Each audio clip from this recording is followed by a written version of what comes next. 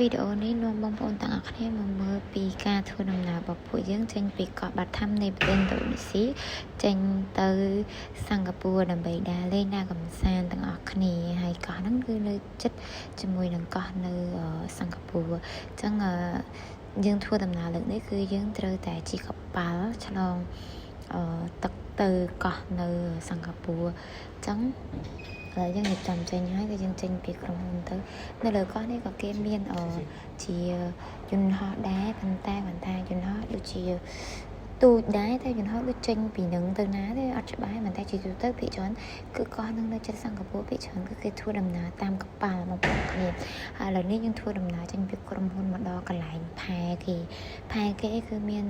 3-4ជាន់ដែរបងប្អូនទាំងអស់គ្នាជាន់ទី1មានកន្លែងលក់អីវ៉ាន់លក់អីញ៉ាំជាន់ទី2មានកន្លែងអង្គុយញ៉ាំបាយញ៉ាំអីហើយជាន់ទី3មានលក់សបត់កប៉ាល់អីចឹងណាបងប្អូនទាំងអស់គ្នាហើយឥឡូវហ្នឹងគឺយើងមកដល់កន្លែងគេលក់សបត់កប៉ាល់សបត់ទូកហ្នឹងណាតែយើងហៅកប៉ាល់ហ្មងបើដូចថាទូកហ្នឹងវាមិនមែនទូចផងវាធំដែរចឹងបងប្អូនទាំងគ្នាហើយឡើយនេះយើងទិញសបត់ប៉ាល់ហើយគឺយើងត្រៀមទៅអង្គុយចាំគេដល់ម៉ោងដែលយើងចេញចាំយើងឲ្យសវត្តហ្នឹងឲ្យអ្នកពិនិត្យមើលហើយយើងអាចដើរឡើងមកកន្លែងកប៉ាល់បាននេះបងប្អូននៅកន្លែងហ្នឹងអ្នកទាំងអស់គ្នាមើលពីចម្ងាយអញ្ចឹងមើលទៅរៀងទូចទេប៉ុន្តែអត់ទេណានៅក្នុងធំមានកប៉ាល់ខ្លះធំជាងយន្តហោះទៀតមានកប៉ាល់ខ្លះគឺ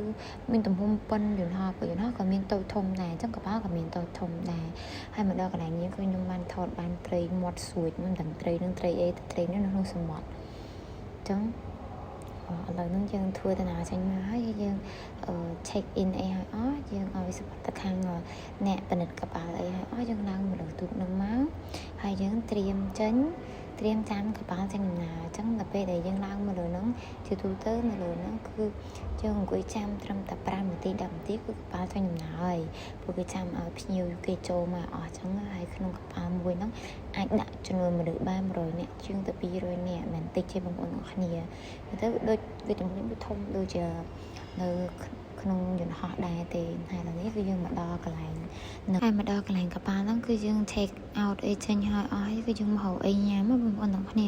នៅក្នុងយើងមានស៊ុបចិនស៊ុបអីឆ្ងាញ់មួយយ៉ាងដែរបែប hot pot គេហើយនៅក្នុងនេះវីដេអូយើងមានតែប៉ុណ្្នឹងទេជំរាបលាបាយបាយអ្នកទាំងអស់គ្នាមានវីដេអូក្រោយចាំកាត់ឲ្យបងប្អូនទាំងគ្នាមើលទៀត